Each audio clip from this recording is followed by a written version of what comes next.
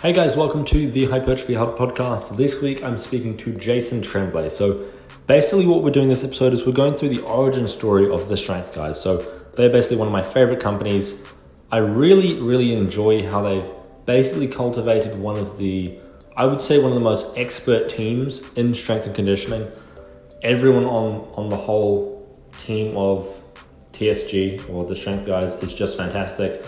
I've interviewed people like Kedrick and Ben Esgro and Brandon Roberts in the past and Jacob Templar. They have Alfred Jong as well.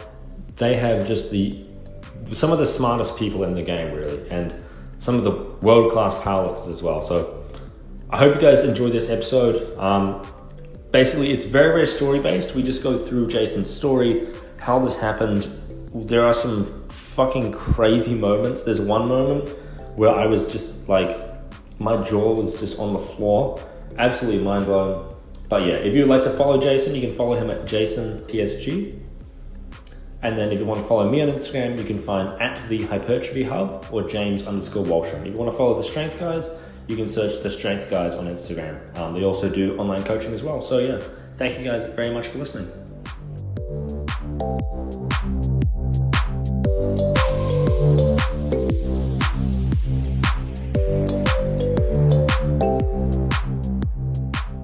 Hey guys, welcome to the Hypertrophy Hub podcast. So this week I'm extremely excited to be speaking to Jason Tremblay.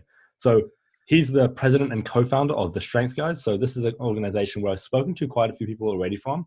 And every time I've been blown away by the quality of the individuals that I'm speaking to. So like, I'm surprised that they're not more well known. It's like, you look at the caliber of the athletes that they're putting on the platform, and it's just like, it's pretty crazy. It's like, world-class athletes, world-class results, and then like the coaches are just like, they're all like ridiculously intelligent, and it's really cool to see. And one of the things I thought would be quite interesting, because the company's been around for quite a long time now, is if Jason sort of explained a little bit of how it all started, and then we sort of branch off from there and see where it goes. So Jason, could you sort of give us the story of sort of how did it start, and how did that sort of lead to where it is today?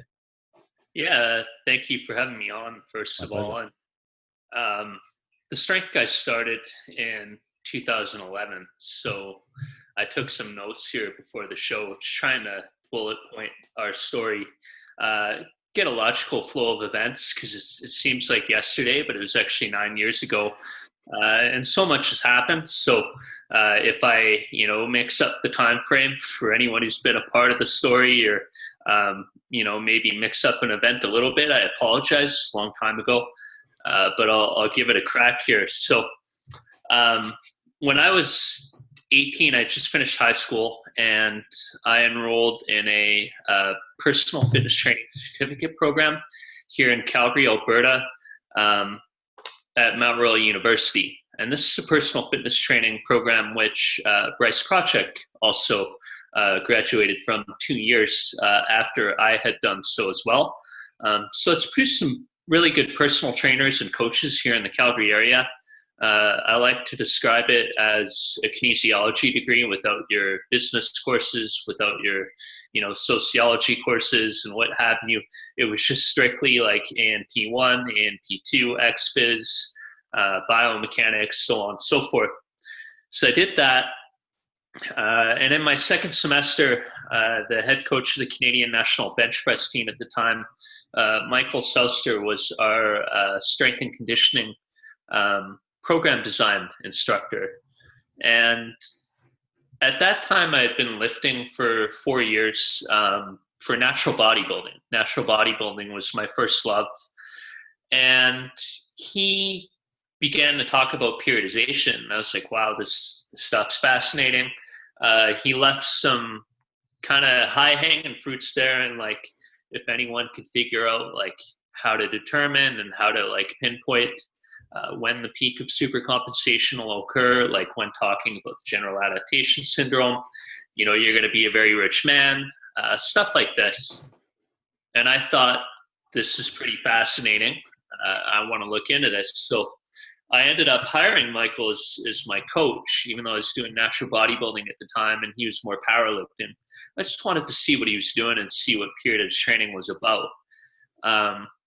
So in the following year, I decided I didn't have enough But I had to take a few courses that I didn't take in high school in order to get into university. So I took the next year off, and I wanted to upgrade my high school. And while I was in the process of doing this, one of my classmates, he sat right behind me. We didn't talk every day, but we talked fairly often. His name's Anthony Walker. Gave me a call around the start of October, and he's like, "What are your plans for this year?" And I was, just upgrading school, and I think long term it would be cool to start a gym.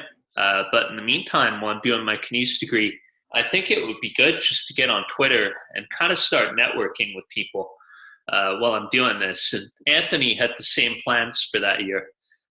So Anthony, we talked for 4 hours, throwing names back and forth. And Anthony came up with the Strength Guys. And I thought, it's kind of a wacky name. It's unconventional, right? Like, I think so many strength and conditioning companies like to take themselves so seriously in their names. The Strength Guys is kind of like it's different, And so we decided to go with that and start a Twitter account under the name The Strength Guys. So did that around the beginning of October in 2011. And just put out information multiple times per day. Stuff I was learning, stuff I was reading about, ideas, opinions, what have you. At about the 8-month mark of tweeting every day, we started to gain some traction.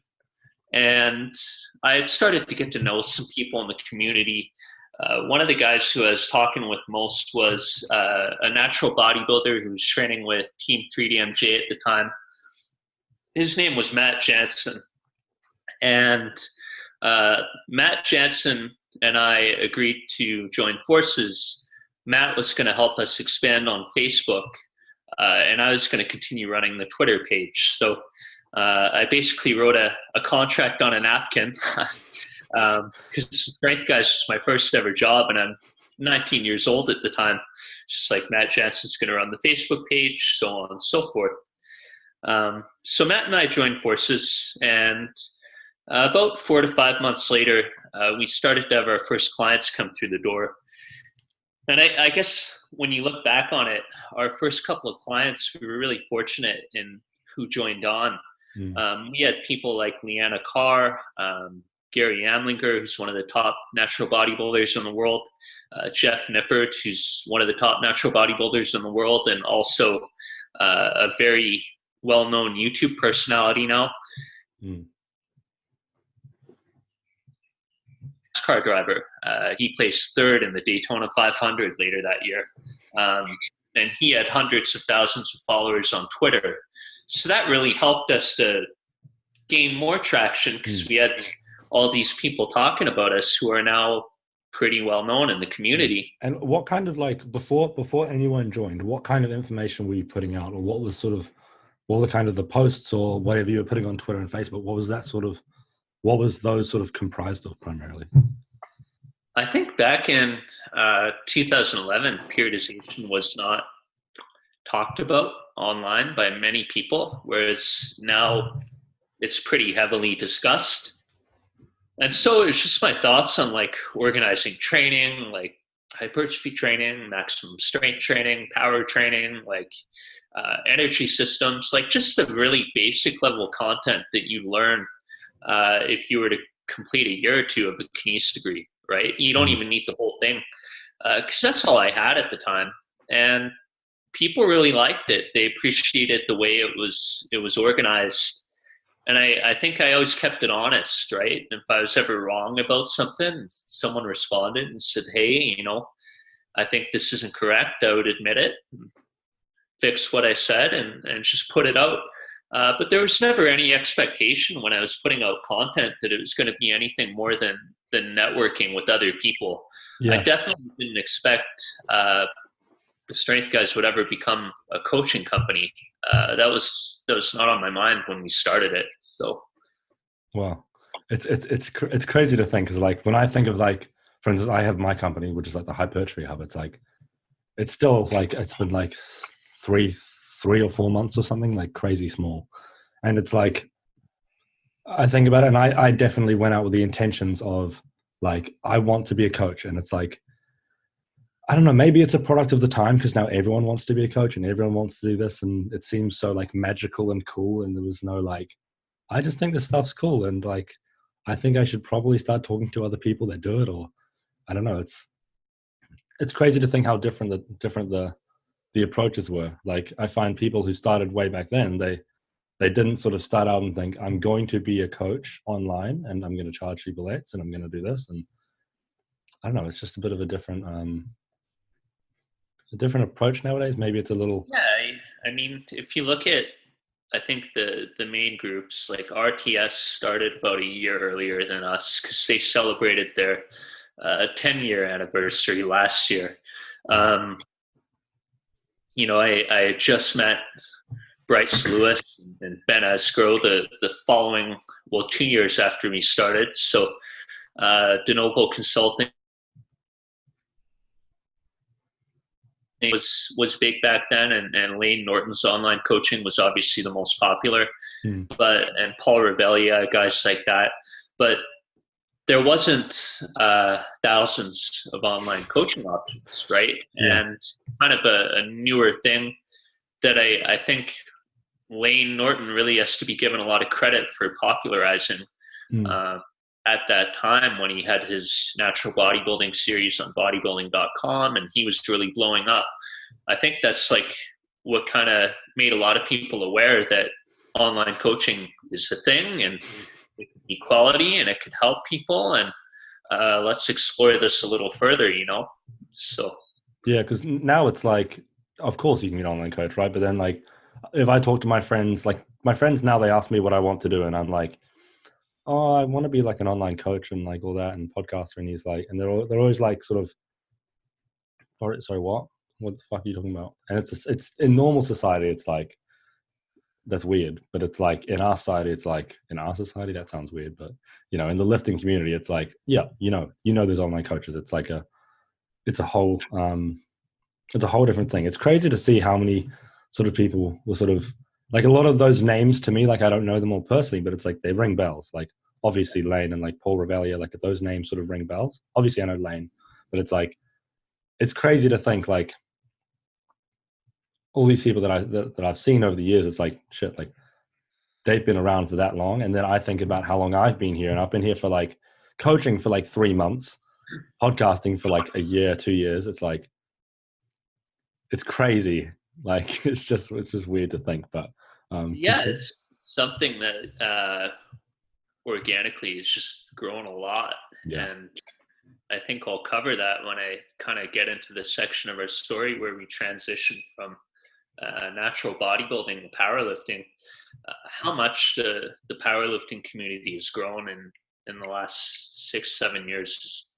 It's, you can't compare the first USAPL Nationals I attended to the last USAPL Nationals I attended. Like there's no comparison whatsoever. Yeah. So yeah, it's I think a lot of online coaching. I mean, I'm a believer that you have to be skilled to make your own luck, but I think there's some good fortune involved in success as well. I don't think anyone ever 100% earns their success. You've got to have some luck and good fortune along the way as well. And I think we just like started out, had a great name, and obviously, as I'll cover later on, we had sign on when they were young too, and we joined right when the sport exploded, and it kind of just positioned us really well, I think, to grow to where we are now. So like it's looking like some of your first clients were like, it's like those kind of names. It's like shit. Like it's like, okay, it kind of shows like the quality that must have been there back then. It's like, it's crazy. I'm hard on myself, and I look back on what I did back then. I don't give myself much credit, even though it did lay the foundation for a lot of future success. Obviously, I would do things completely different now than I did back then, but hey, it got results, and it helped us keep moving the needle forward. So yeah. So after we had our initial couple of clients come on board, over the next real like 8-10 months, I brought on Alex Kowaleski, kind of as like a graphic design like associate. Like Alex is he's a real smart guy. He's a coach for barbell medicine now as well, so he's carved out a good career for himself in coaching. Chris Aiden, who was coach for TSA for a little while, and now he's a coach on his own. Austin Stout. We had these coaches come on board because our company was growing so fast. Matt Jackson and I people kept signing up. And I want to say it was June of that year, I had an interview down in Charlotte for the strength and conditioning coach job with the NASCAR team that Mark Martin raced for. So I remember going in there and just being, this is my first job interview ever. And sitting in front of... you never had like a job like working at McDonald's or like washing dishes. The first thing was like strength and conditioning. The first job I ever had was strength, guys. So wow, everything that's happening right now, I'm learning on the go. And I remember I was so nervous. Mark graciously flew my dad down to Charlotte with me as well. So we got to hang out with him and see the city. It's a beautiful area in North Carolina. And then I sweating bullets sitting in front of the general manager at Michael Waltrip Racing at the time, Ty Norris. I thought the interview went well. Ended up going with an in-house candidate, so didn't get the position there. But it was a great experience. Shortly after that, Matt Jansen, Chris formed their own company called Innovate Elite Performance, which is now disbanded. And I don't really think the story ever came out on why that happened, at least to my knowledge. So after 2 years of really hard work, I was busting my butt at this while I was going to school, and I had also done a natural bodybuilding prep in that time frame, and now I was getting into powerlifting as well. It kind of like fell flat on its face at the 2-year mark. Now most of our clients had left. I had my clients. Alex wasn't a coach for us at the time, but we really had to figure our stuff out and figure out, how are we going to bounce back from this? Because I still believe in the idea, and I believe that strength guys could be successful. So Alex Kowaleski and I sought out to kind of form a different group. One of the guys on Twitter that was real intriguing at the time was Andrew Vygotsky, who's now one of the best biomechanists in the world. So we hired him as a coach. And then we ended up hiring John Stewart, Jacob Trout, and later on that year, Jeff Nippert came on as a coach for our group as well. And our group began to grow fast again by Christmas time. In about February of the following year, so now we're about 3 years into our timeline, I got a call one day from a guy in small town Minnesota. Said he wanted to set the national bench press record at USAPL Nationals. It was to be his first USAPL national competition. Had only done a local meet before that. Was Taylor Atwood. And Taylor was at a interesting phase in his life because due to injuries, his professional football career, he was a running back in the Canadian Football League, was derailed before it got started.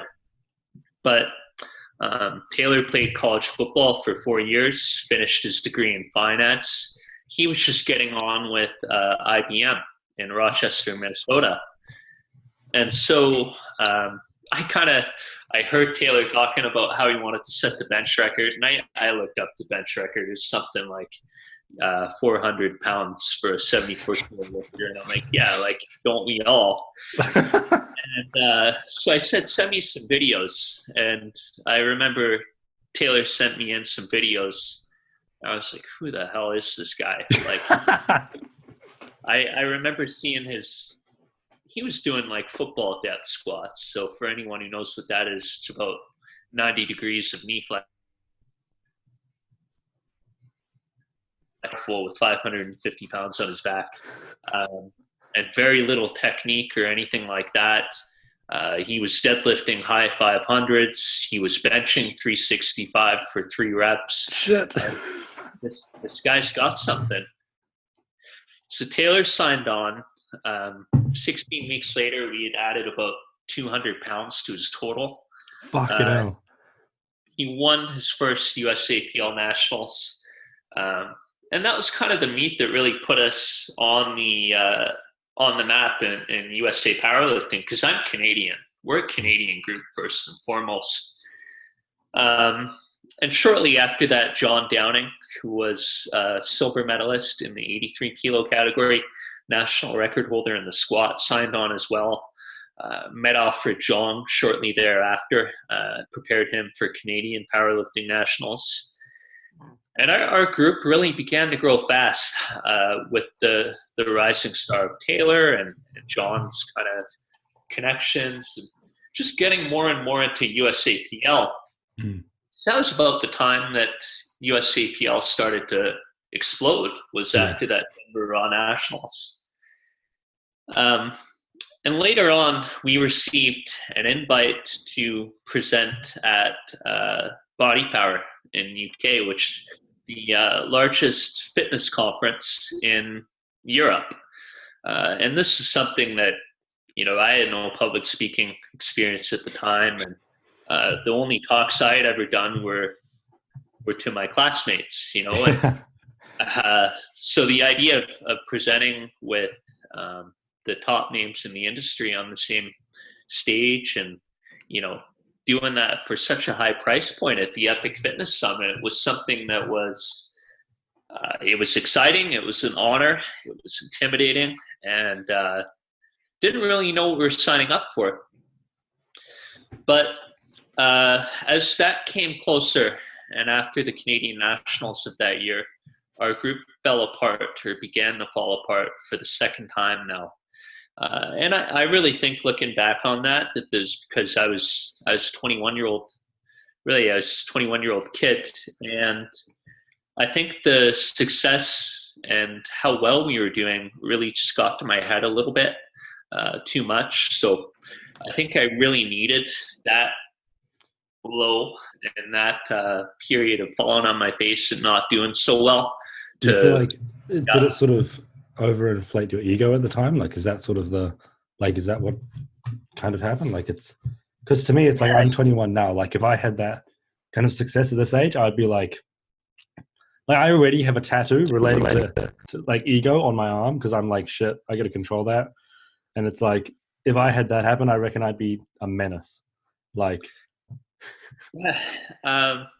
it was difficult to manage, because looking back on it, especially with the evidence that we have now on social media and stuff, like, I believe I read one of your posts a while back talking about how, how toxic it could be. And social media is really like an echo chamber. And for the past 3 years, by that point, I had only had more and more people following me, buying into my opinion, pumping my tires up and agreeing with what I had to say. And, I thought I had the answers for everything. And I think I needed some failures to kind of kick me back down and realize that I didn't. Yeah. And so I think it's a combination of social media as an echo chamber. And, I also had a lot of good athletes at the time with, John Downing and Jeff Nippert and Taylor Atwood, winning wherever they go. And, there's a combination of things. And also, financially speaking, I didn't really know what to do with the success. I was 21, and I had to take a gap year from school to handle the business. So I had all this free time, and I think there's a little bit of complacency that set in. So it was a real interesting time period then. I think it's just a combination of things that got to my head. Yeah. We initially had 4 people who were supposed to go over to England to speak at Body Power. And Jeff Nippert ended up leaving the group to start his own thing with his girlfriend at the time. And John Stewart ended up not coming over as well. So Andrew Vygotsky and I went over, delivered the presentation at Body Power. Presentation went pretty well. Looking back on it, I think there's a lot I would change, especially about the programming talk I gave. I think Andrew back then was you could tell he was going to do big things in the scientific community. And the talk that he gave was absolutely fascinating on injury rates and, just a general overview of the injury picture in powerlifting and bodybuilding. Yeah. It was kind of like second time I had fallen on my face, brought on a few new coaches in Kristen Dunsmore and Dan Forbes, great strength and conditioning coach out of Wales in England. And after that summit, I decided, I got to do something.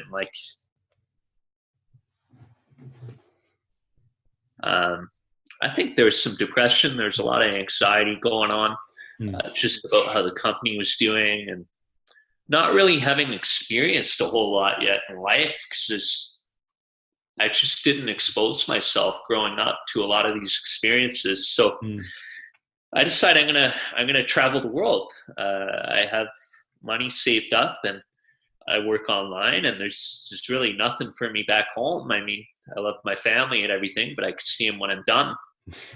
And it's something that I had never really done before. So I decided to go backpacking indefinitely. I just kind of booked one-way tickets to wherever I wanted to go next when I wanted to leave a location. And on that trip, I ended up going to, I think, 12 different countries in total. Sure. I was gone for just under 3 months. And during the last month, Kristen Dunsmore joined me in Greece, and she was one of our coaches at the time. So at the very end of our trip, we ended up in Singapore. And I remember I was just hanging out with a few of our guests, or a few of our hosts, sorry. I had just recognized that a few of our followers at the time were Singaporean, and they were always liking our stuff, commenting on it. One of them was Jonathan Chua, the other one was Daniel Tan. And they introduced us to the community in Singapore that powerlifts. So as soon as we land, Kristen and I check in, they help us get into our Airbnb, head to the gym. And I remember looking around, there's a tiny facility in downtown Singapore, but holy crap, like there were some really good lifters in this gym. Like there was a silver medalist, junior silver medalist, record holder in the deadlift with the cleanest sumo deadlift technique I'd ever seen. And about an hour into just hanging out and get to know everyone, this guy walks in. He had these cowboy boot kind of shoes on. It's kind of like a wild-looking guy. You could tell he had that swagger about him. And it ended up Clinton Lee. And I remember he didn't really warm up or anything. He just got changed and kept putting plates on each side of the barbell. And he was doing the cleanest squats I'd ever seen in my life. And I asked everyone, I'm like, who is this guy? And they're like, it's Clinton. And I'm like, is he an Olympic lifter or something? Like, is he natural? Like, this is crazy what he's doing. He's just plating the bar. And it's not slowing down. Form's not breaking down or anything. So we ended up going out later that night. Kristen, Clinton, John Chua, and I. And Daniel and Marcus Yap and a lot of the powerlifting community down in Singapore, Twain Teo and Chi Chong, those guys, excellent group of guys. For anyone who's ever there, check out Elevate Barbell. And Clinton said he really admired what I was doing at the time, and he really wanted to get to this level as well. And so we agreed to work together. So I signed Clinton up as an athlete and began training him for the Asian Championship, which is going to be like 6 months down the road.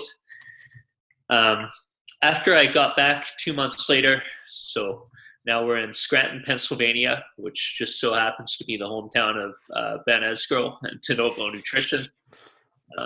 Taylor showed up for nationals badly injured. He wasn't able to train for 5 months leading into the meet, really. Just doing leg extensions, leg curls. Got like maybe 3 squat sessions in, but his back was in a world of pain. And probably the craziest thing I've ever seen in my career was that on game day, Taylor and his dad, I don't know what his dad says to him before any of his lifts. His dad got in his ear. Taylor took some Advil, went out, crushed 520 pounds in his third attempt with a bad back. Really 5 months detrained. Heard a crack in his back. I heard it from like 15 feet away off the platform.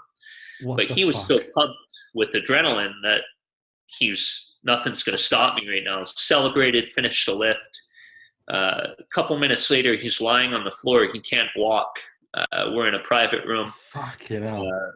So this is the first time Ben has ever met Taylor. Ben's ever met me, and Ben's ever met Taylor's dad. Shit. And Taylor was lifting for Team De Novo at the time. USAPL has team competitions. And so Ben and I are talking, and we're like, I mean, he can't walk right now. Like, he's lying on the floor in pain. He's going to have to discontinue this competition. So we contemplated pulling him out. But the chiropractor that was there at the time suggested that Taylor should wear his lifting belt around his SI joint, and maybe he would be able to gain some mobility again if he did that. And then he gave us some horse liniment, like some veterinary grade. If a horse is in pain, you put it on them. So I remember putting this thing on Taylor's back, and my hand was just burning. Like the cream was so strong that I was applying on the belt on around his SI joint. Went out, set the national record in bench press. And then the thing we were really worried about was deadlift. We're like, how the hell is he going to deadlift with his back like this? His first warm-up set was 75 kilos. It went up slow. And when it got to his knees, his eyes rolled up into the top of his head. I was standing in front of him at the time. And he just became rigid. And he fell. He collapsed in a rigid position right on his face. And now he's bleeding out of his cheek. I tried to catch him so he didn't smack his face on the plates in front of him. And everyone in the warm-up room was just gasping. They're like, what's going on? Fuck. He gets up. He's like, I'm good. I just break too early. I lost my breath. Like, don't worry about me, everyone. Went out, finished the meet 9 for 9, deadlifted 600 pounds. What the fuck? Yeah, it was insane. I remember talking to Ben after, like just kind of recapping, because it's the first time I ever met the guy. I really enjoyed his company. Thought he was a personable dude. He's like, I've never seen anything that crazy in my life. It's been 5 years now, and I still haven't seen anything like that day from Taylor. It was absolutely phenomenal. But that qualified us for our first world championship. And so in the months that followed, I began to work on our first ever athlete management system, which is it's not like patented or anything, but it's a completely unique way of writing and looking at training that is unique to the strength guys. There was no layout that I looked at before time that is like, these people are doing database training right, and I want to build our system like that. It was just ideas and inspiration that came to me, and I really wanted to put our best foot forward at at our first world championship. So I spent about 4 months figuring out how to write every formula.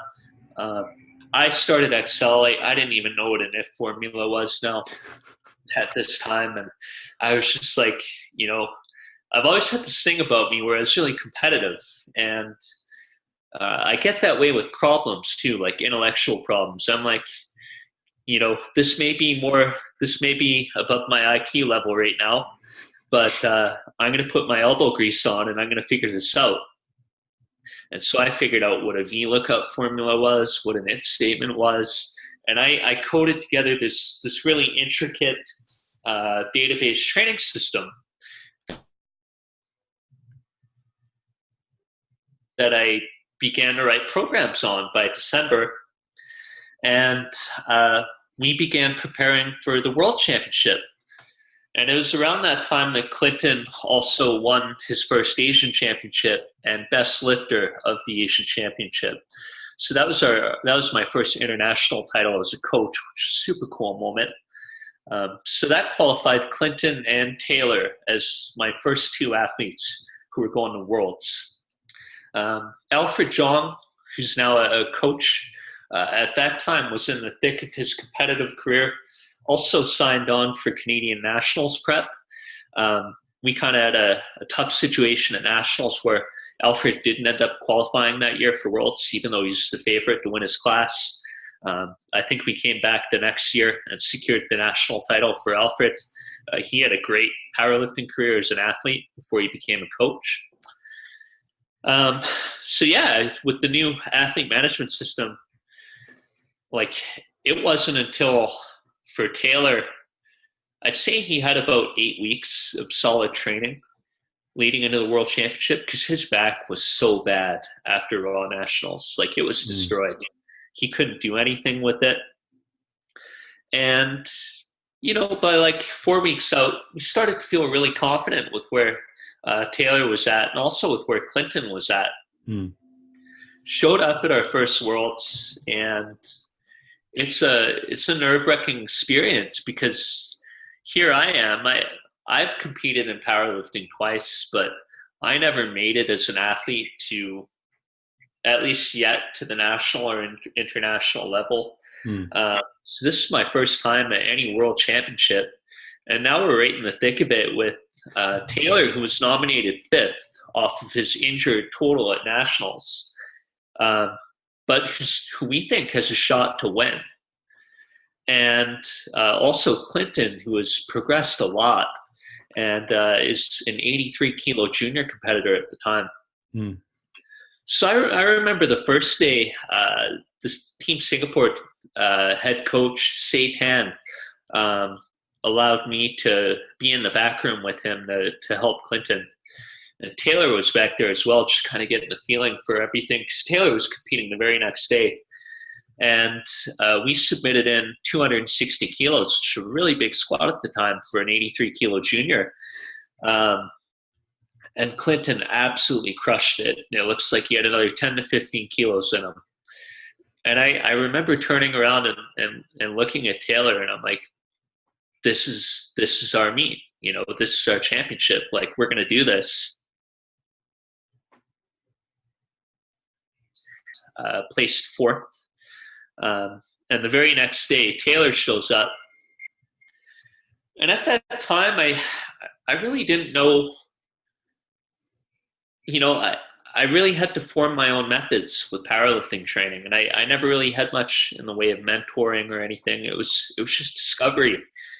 And I remember doing a lot of scouting on the world champion at the time. And I told Taylor, we're going to need a 255 kilo squat from you and a 190 kilo bench from you. And then deadlift, really it was the wild card because of his back. And I was like, well, the best shot we've got is, because what he was doing before the injury was 290. And I'm like, we have 8 weeks of training. And I'm like, maybe we could eke out 290 for the win. So we had our numbers. We had our meet strategy 12 weeks out. We knew what he had to hit. And meet day was transpiring exactly as I had planned. So Taylor went out and crushed a 255 kilo squat. Probably had 262 or something in him, which would have made life a lot easier. But at the time, I didn't really know enough about assessment methods before a meet to determine where Taylor should open so that he wouldn't finish too light. And the same was with Clinton. So I think that was kind of my fault in a way there. And it was a good learning experience. Um, Taylor went out and benched 190, got gold on the event, and was first in subtotal heading in the deadlift. But the world champion at the time had a higher deadlift than us. And so we had to make him pull more than he could, right? And then we would just be holding our breath from the back, watching. Taylor crushed his opener, crushed his second attempt, 290 kilos on the bar. We're 8 for 8 at the time. And Taylor walks out there. We're confident in the back that he's going to get this. Like, there's no doubt in our mind. And I remember there were so many people at the time back there with us. We had Ryan Doris, we had L.S. McLean, Ben Esgro, Matt Gary, Susie Gary, Hani Gisarli, and Eric Bodhorn. It was a home game for Team USA. So we had a lot of Team USA coaches in the back there. And I remember just seeing the weight fly up. And so I think we had won our first world championship. But then I hear the groans from the crowd. Taylor had forgotten to extend his knee at the top of the lift. So we got called for soft lockout. 3 reds. Fuck. And Belarus won the world championships. We ended up with silver that year. Fuck. But I think that was such a cool experience looking back on it, because in modern day powerlifting, and I remember when Taylor and I first won our first world championship, it was actually here in my hometown of Calgary, Alberta, 2 years ago. Clinton was the silver medalist in the division. And I'm like, fuck, like, how cool is that? Because those are the guys that I went to my first worlds with, right? Yeah. And we had been through a lot of battles together. And I was just so proud. Like, I had 3 athletes in the top 6, the 74 kilo division that year. I had, Clinton was a former athlete, but I had Taylor Atwood, Clinton Lee, and then Chris Wong of Great Britain, who had an excellent day. Yeah. I remember just thinking, like, that's incredible. And now even more so that Clinton and Taylor are heading to the Champion of Champions meet, SBD Invitational in March. Yeah. Really proud of what we did back then and what those guys have, made themselves into. Clinton does his own training now. I still coach Taylor, obviously, with Ben Esgro. But yeah, it's just cool to reflect on stuff like that. It's pretty, like, across the years, it's pretty crazy listening back, because, like, I've talked to a lot of the coaches, like Alfred, like Ben. It's like Kedrick, obviously. It's like, and Brandon as well. It's like, I've talked to a lot of them, and it's like I've sort of got pieces of the story. And for me, it's like, hearing it, it's like, holy shit! It's just like, it's crazy. It's just like that specific meet, the first one, sort of the first World Championships. You're sitting back there and you're waiting and you're waiting and waiting, and then it's like, fuck, and it's like, shit, so close, but it's still like, it's crazy, and it's like, I imagine you probably look back on a lot of the stuff you did back then, and you're like, damn, I should have done that way better. But it's like I was reading one of my posts yesterday from 6 months ago, and I was like, I had absolutely no fucking clue what I was talking about. I was talking about programming and rep ranges, and I had literally no clue. Like, it was just terrible. And it's like, I don't know. I guess that's a pretty good measure of progress, though. It's like, if that's not occurring, then I'd say that's an issue. Like, I'll probably look at, like, I'm writing a slideshow, basically just on hypertrophy, and I reckon I'll look back on that in like 6 months, and I'll be like, cringe. And I'm just trying to make it not. I'm going to try and make it as little cringeworthy as possible in 6 months. Like, make it so it's as good as I can make it without sort of looking at it in 6 months and be like, that was fucking terrible. I had no clue. Like, I guess that's just the product of it, though. I think looking back on it, I think regardless of whether you're an athlete or a coach, I wish I had known more of strategy at that time.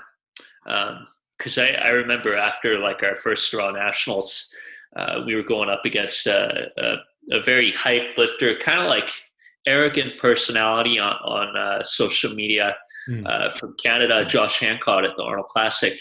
And at the time, you could set records. You could set world records at the Arnold Classic. Yeah. And it got to our heads, Taylor and I. Like, he bugged us, he got under our skin.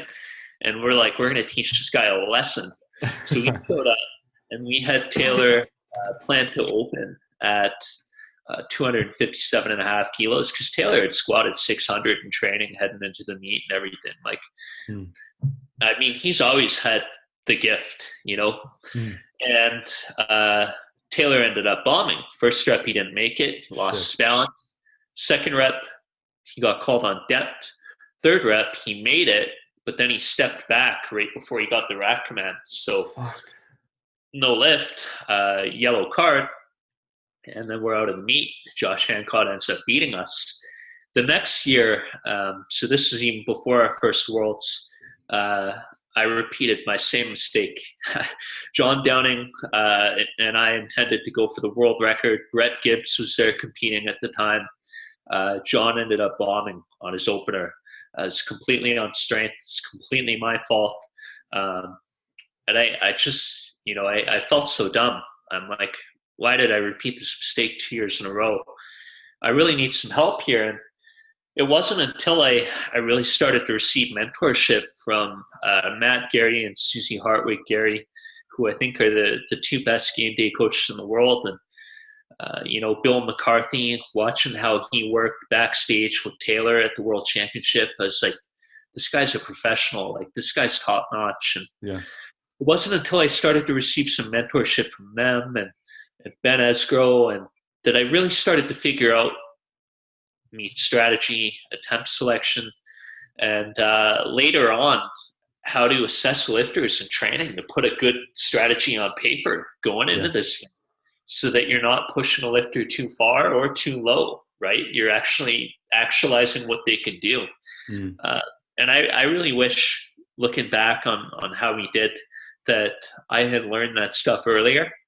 But I think we needed those experiences, and I needed those failures to get the mentorship.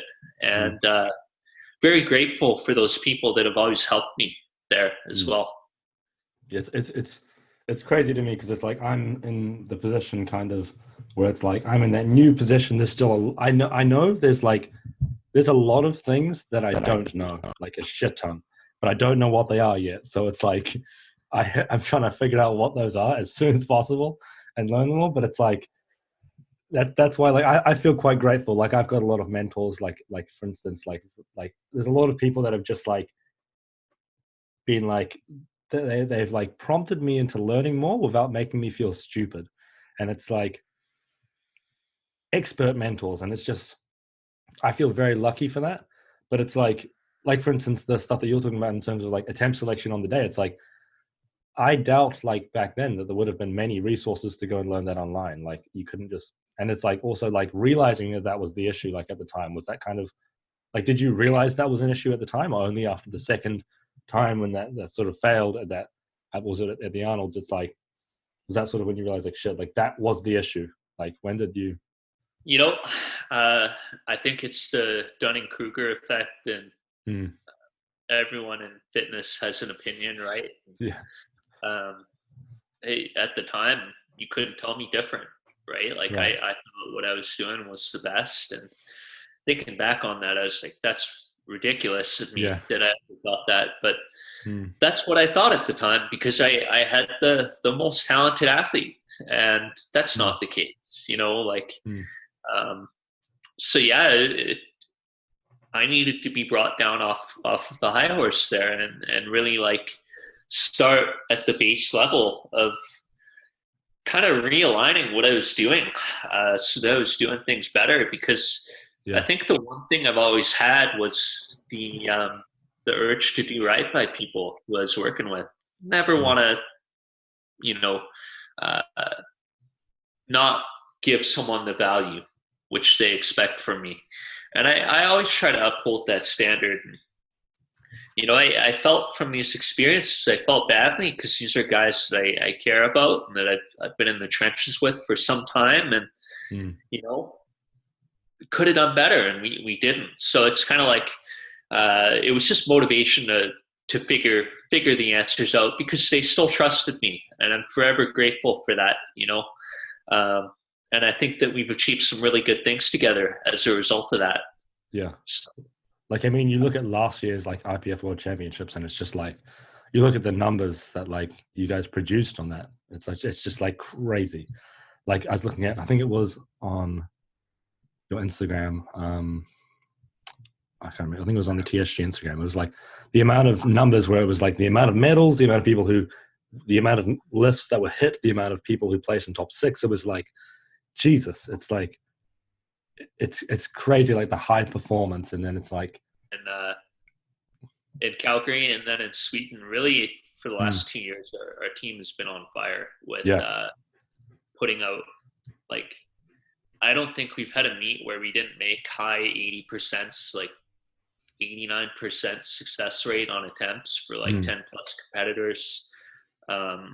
We had 2 world champions in the open division. And how many athletes do we have in the top 6? We had six of our athletes placed in the top 6 at Worlds, had like 3 world records set. It was an excellent competition for us. And it was so cool, right? And to end that world championship, the most recent one, with all the things that Taylor and I had been through, to now, like, he was already in Amsterdam. So Ben Kedrick and I went to the awards ceremony to accept his best lifter of the World Championship award. It's like, this is a really cool and special journey. And there's so many great coaches in the world who may never get the opportunity to work with an athlete as genetically gifted and as well-rounded as Taylor. Like, Taylor's mental game is it's unparalleled, and his work ethic is unparalleled, and he's made for this. And there's so many great coaches who never quite get that chance to realize what I think is every coach's dream on some level, which is to win, you know? And to be like 9 years into coaching and to have coached the champion at every level of the sport is special. I know it wasn't just me, like, had a lot of good people that I worked with. And forever grateful for stuff like that, for sure. Like, it's something for me that I look at and I'm just like, wow, like it's like a whole bunch of factors coming together, right? It's like you've got like one, like a really great athlete, but then it's like on your side, it's like sort of, do have to give yourself credit. It's like continually striving for like, okay, where are the errors in what I'm doing? Like, what am I doing that is incorrect? And like, that's what I strive to do as well. It's like, I know at the age that I'm at, I'm 21. It's like, there's going to be a shit ton of stuff that I'm doing incredibly wrong. Like, and it's like, I don't know where those things are. I hope I find them, but like, it's cool to see your story where it's like, okay, like there's a lot of shit where you're like, this is where I know I fucked up big time. Like, I don't think I've had those moments that I've like really sort of rocked me yet. There's been a few I've been like, oh, that was the thing. But it's like, I think it probably also comes with sort of being so high pressure. Like the sport you're doing is so sort of, it's such a high pressure sport. It's like, you get like a few shots like once a year. And it's like, it's like bodybuilding. It's like, if you're there, cool. You kind of know before the day. Like, it's not like like if you get on stage and I don't know, like the only thing you could do is peak wrong, but it's like, it's just a whole different thing. And I'm not even coaching competitive clients yet. So it's like, yeah, it's pretty crazy. But one of the things I would love to sort of go over is you've done this is something that I really, really like about your company is like, and something that like, this is why I'm quite sort of supportive and I love talking to people from your company. It's like, because I know anyone from TSG that I talk to, they know their shit. And it's like, it's something that I found, like, I think the first person I talked to from TSG was Ben, I believe. And it was, to me, it was like, holy fuck, like Ben's a genius. It's like crazy. And then it's like, that's like every conversation with Ben. You're just like, what? It was crazy, right? And then I spoke to other people from TSG and I was like, shit, like, it's just high quality people across the company. Like, is this like a deliberate thing where you're like, I need to get the best people? Or like, how did that kind of come about? Or is there like a process, or is it like, how did that happen? Yeah, as I had mentioned, a few minutes ago, or a while back in the story, that our group had kind of fallen on its face and really become stagnant, not really going anywhere. Like, competition was catching up to us by all metrics. Business wasn't great. By the time that Worlds came around, and I was off in Los Angeles working with Brett Bartholomew. I was interning at Unbreakable Performance Center, which a celebrity training facility on Sunset Boulevard. And while I was down there, I decided, you know what, like right now, or at the time, our group was, it was me and Kristen. Because I decided we need to restructure and let the other coaches go. And I decided third time's a charm here. I'm going to go down. These guys may not be coaches, like full-on coaches yet, professional coaches, but hell, they're great athletes. They know my training. They love the company, and they're my friends. And I'm going to go down with the sword here. Like, if this group fails this time, I'm done. I'll figure something else out to do with my life. But I'm going to trust. Then later on, a few months later, Brandon Roberts. I'm like, this is our group. They're high quality people, and we're going to figure this out together. And and Taylor. I brought Taylor on as our general manager at the time. He later became a coach. And I was like, these guys are my people, and I believed in what we could do. And business was slow that year. I was working so much with Brett Bartholomew on strength and conditioning, and Brett had released his book, Conscious Coaching, which was a big part of putting out all the marketing materials for that campaign. And we had some plans to do things the following year, and strength and conditioning was such a fascinating world to me that I knew so little about that I really wanted to soak all of it up. So I wasn't powerlifting anymore at the time. I was actually doing the NFL, NHL off-season training. I completed the entire cycle 2 times in a row. I had gotten the best shape of my life, but it was all focused on how field athletes train and not how powerlifting athletes train. So showed up at Worlds next year in Belarus, and Taylor was favored to win against Kel Backlund, but Kel was a defending world champion in the 83 kilo equipped division. He cut down to 74, had a historic deadlift, still has the record today, actually. And Taylor got injured 6 weeks out.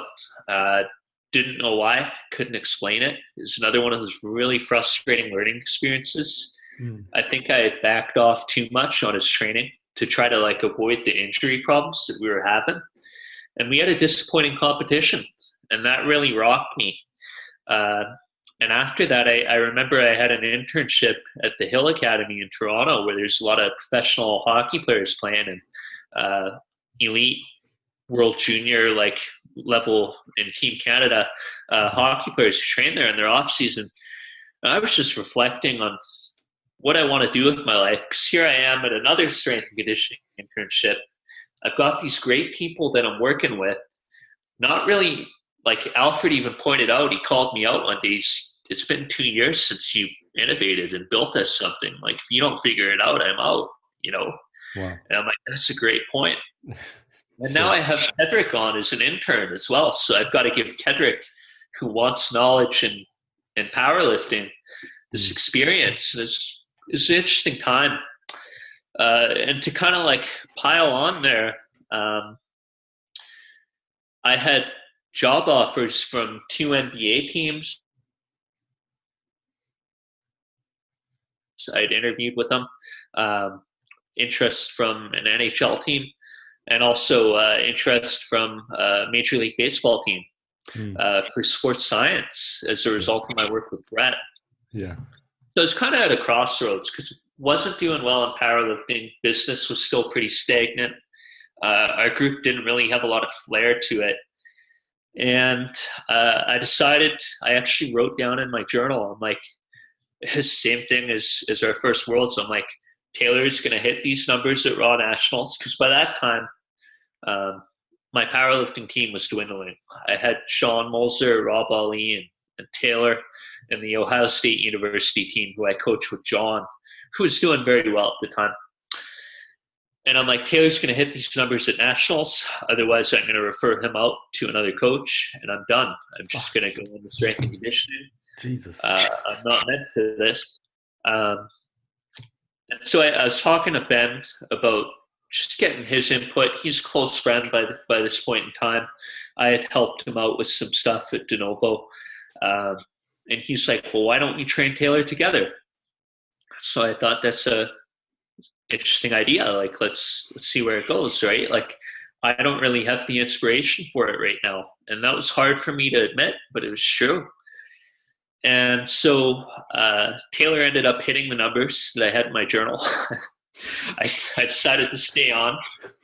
And after that meet, I don't know if Ben will ever say it, and I apologize if he doesn't want me to share it, but I think it's an important part of the story in answering your question here. We were just sitting at our place on the water in Florida, Airbnb that we were staying at. He's like, I think this is my last Raw Nationals. You don't really want to do this anymore. And I looked at Ben. I'm like, are you crazy? Like, you had 3 world championships in the last 2 years. Like, you don't want to do this anymore. Like, what are you talking about? Because I considered Ben Esgro and Matt Gary to be the best coaches in the business at the time. And so I kind of challenged Ben. I said, Ben, are you honestly going to hang it up without passing on what you know? Like, I think you've got something really valuable here. And of course, I had seen it firsthand when Taylor lit it up at Florida Raw Nationals there. And so Ben thought about it. I sent him an email with a job offer. Got back to me a few days later. We agreed to merge De Novo Consulting and the strength guys together into co-coaching. So we had athletes like Taylor and Rob Ali and Sean Moser, Eli Burks, who's a world champion and a legend in the 105s, all come into this collective team. And when Ben came over, that's when our group really started to change, because Ben brought with him finally the foundation, like programming from the bottom up, like a really solid base of like research-based training that really jived well with our athlete management system. And in the next couple of months, honestly, I just wanted to maximize this working with Ben, because I was like, I have the skill set from my work with Brett, and I feel like I'm pretty gifted at like sports science and really visualizing stuff for people. I'm going to remake our Excel documents until every coach in our group has an interface which they can operate on that will allow them to prescribe the same type of database training protocols which Ben and I are doing with the athletes right now. And so we did that, and we quickly saw the other coaches start to really grab onto it. Like Alfred's coaching performances, not that they were not good before, but they became great. And we really leveled up. The Ohio State University team started to really level up their game as well. That year, we won everything. I remember after Raw Nationals, we showed up at the Arnold Classic. Taylor actually beat Russell Orhe from like weighing like 8 less kilos than Russ. And then Sean Moser upset the defending world champion, the reigning world champion at the time, in the Pro American later on that day. Showed up. I think we missed like 1 or 2 lifts at all of the world championship combined. Alfred had his first bronze medalist with his girlfriend Rhonda Wong, and Taylor won. And obviously it was great to see our former athlete in silver, and Chris Wong placed 6th. So we were just on a tear that year. And our team had grown a lot, because I was like, hey, I think we have something here finally. We have the substance to back up what we're doing. And so we started bringing on more people. I wanted to bring on only the people that I thought would be a good fit in our structure. So this is where we added Kedrick Kwan and Nicola Pavligonidi, Chad Dolan, Jacob Templer. Later on, we added Ryan Smith, Jonathan Chua. And we just arrived at this super high quality group of people that, you know, we've all got our degrees, we've all got our, you know, anywhere from scientists like Kedrick and Brandon to athletes to innovators to coaches. And it's an excellent think tank. Yeah, It's it's really pretty crazy. Like looking at it from my point of view, it's like, geez, like your company and the other company I'm a massive fan of is JPS, and it's like they're doing stuff more on sort of the hypertrophy sort of side of it. And it's like, and I know you guys do hypertrophy as well, but it's like, you look at both these companies, right? And you look at it and you're like, shit, every single person in there, like it has to be some kind of deliberate, like you've deliberately looked at them and think, okay, seriously, is this person actually that good? Or do they just look like they're that good? Or like, it's like me and Kedrick have talked for quite a lot, and it's like, he's really, really, really smart. And it's like, and like everyone from your company, it's just crazy. It's same with like a company like JPS, right? It's like, I don't know. I would say it's probably a product of the people who run the company, I would say. Like, because it's like, yes, there's probably luck in finding people, but it's like, shit, like you find certain people and you're just like, yep, fucking get that person. Like, we need this person.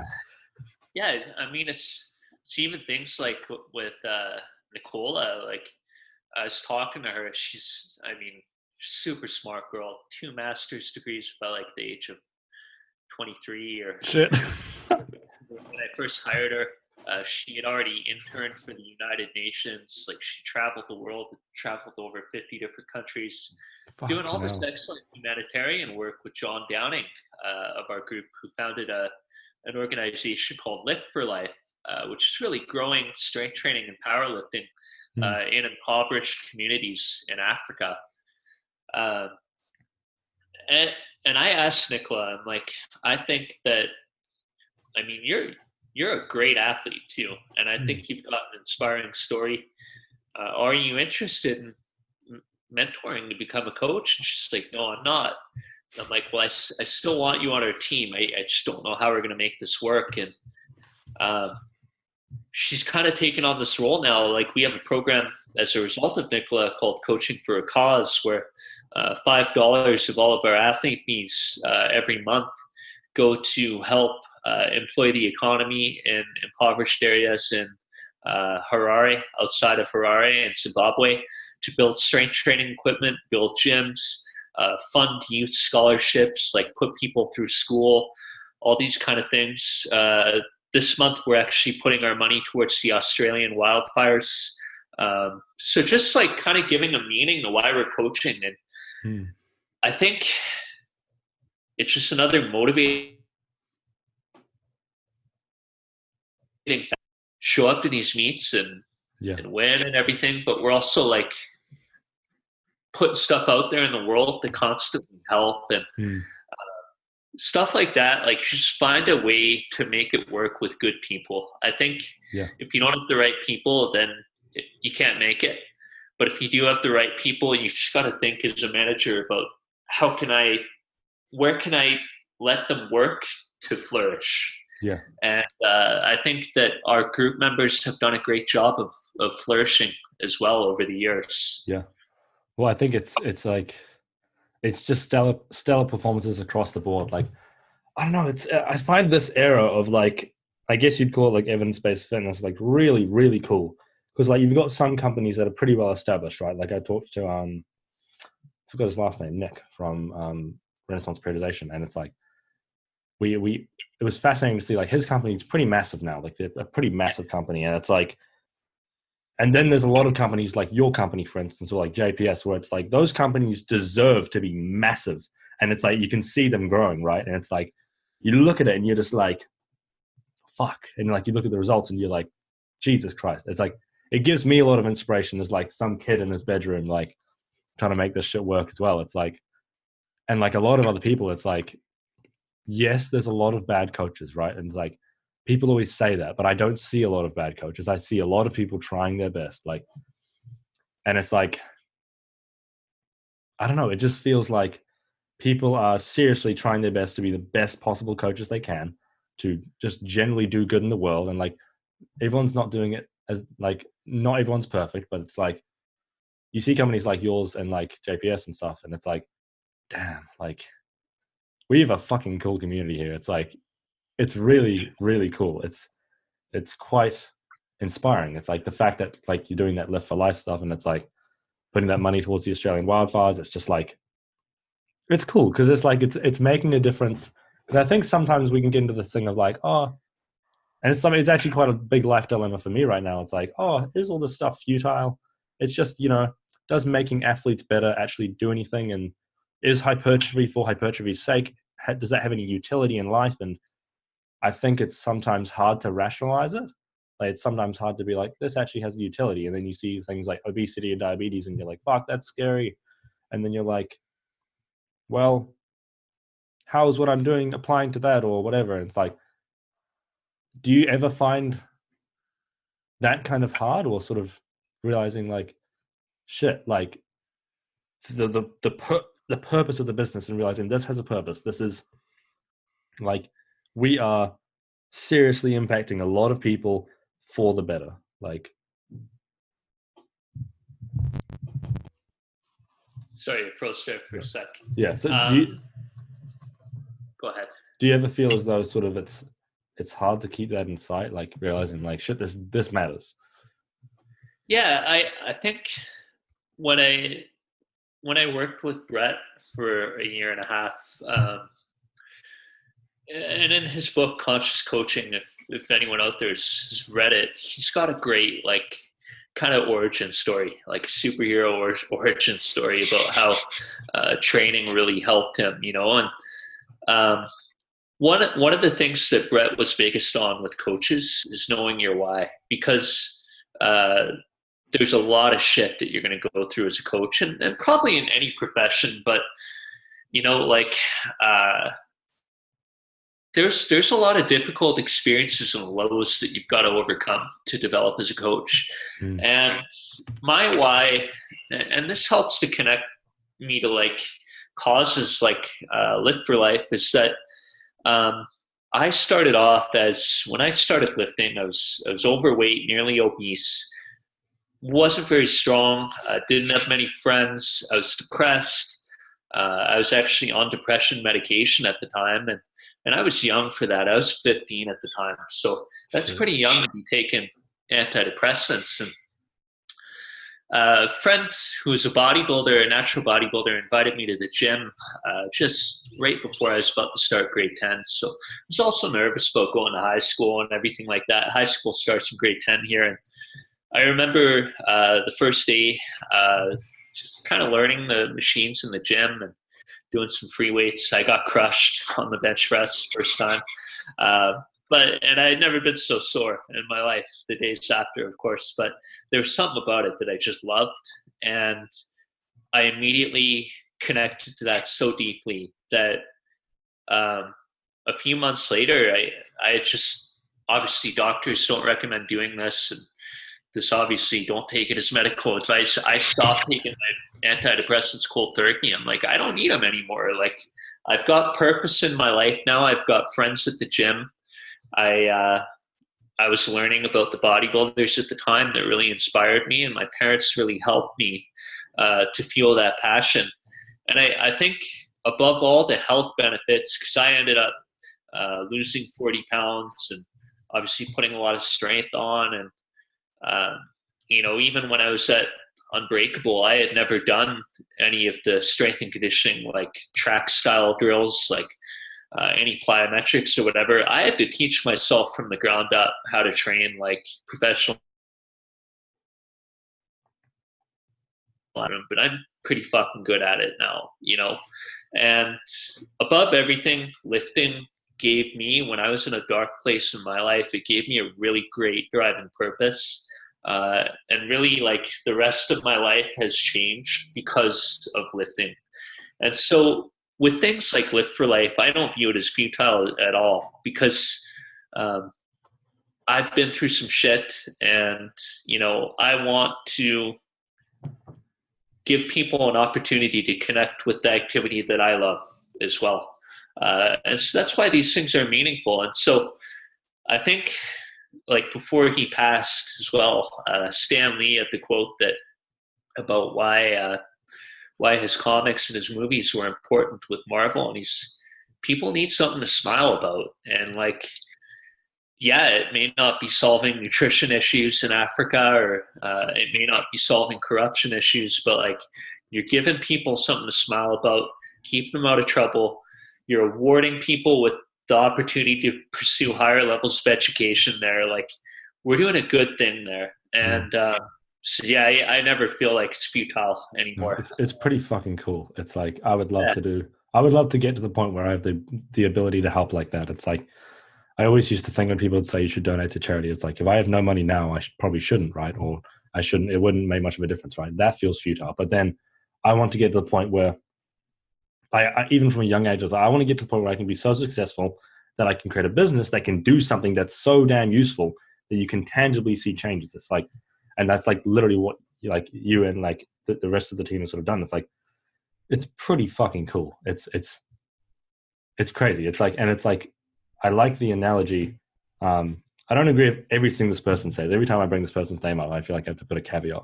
But it's like Jordan Peterson has this analogy where it's like you have nodes in a network, and like one positive influence on one node will influence another. And it's like, it's kind of like, I think it's easy when you first start thinking about this stuff to think that it's futile, but then the more and more you think about it, you see tangible changes. Like, I look at some of my clients and I'm like, damn, like, that what I do actually has a positive influence on their life. Like, even if you just think the clients and the influence on the clients, it's like, that's still incredibly tangible. Like, it's just, it's pretty crazy. I think it's easy to think it's futile sometimes in some cases, but I think once you think about it a bit deeper or with a different perspective, it's definitely not. Like, it's especially what you guys are doing. Like, it's damn cool. But yeah, thank you for that. I think it's just like being a lighthouse and being positive and like shining that on other people, especially because social media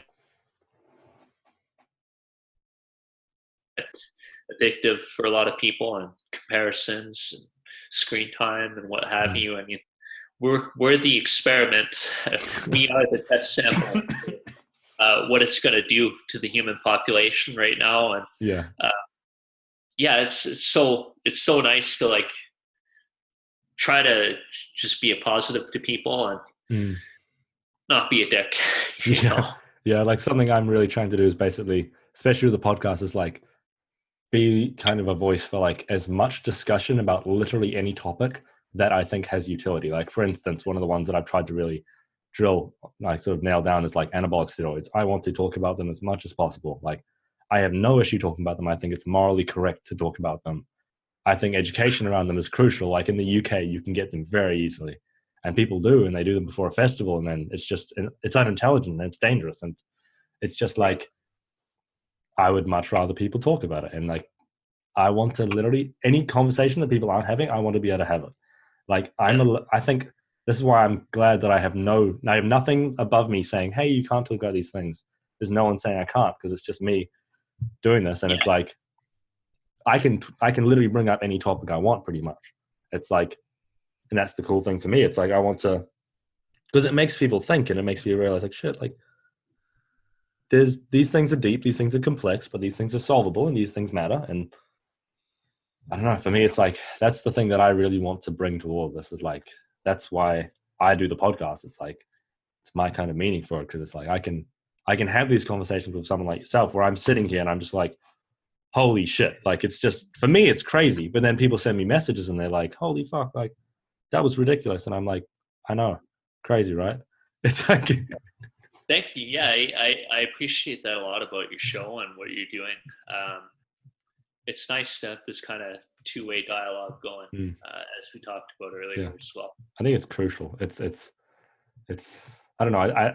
It needs to be done. Like, I think there's a lot of value in like for instance, one of my favorite podcasts is like the Revive Stronger, right? Like that is a very different format to myself. But then I think that like this two-way dialogue where it's kind of story-based is like really invaluable. And it's like everyone, I think, immediately goes for like, they want to ask smart people questions that they've answered a million times before. And it's like, it's very hard to do that well. There's people already doing that very, very, very well.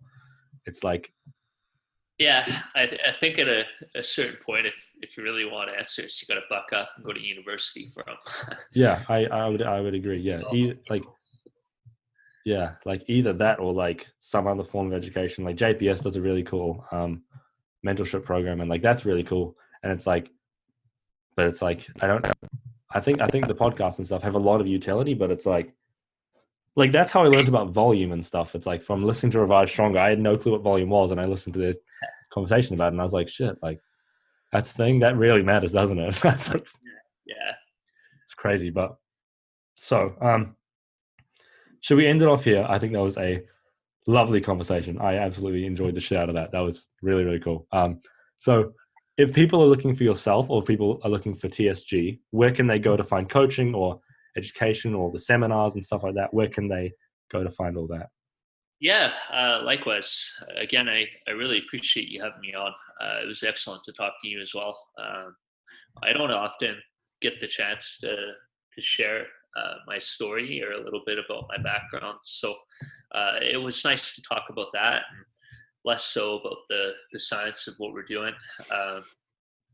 Kind of to fill everyone in, I think, some of the things that our athletes do are because our athletes are freaks.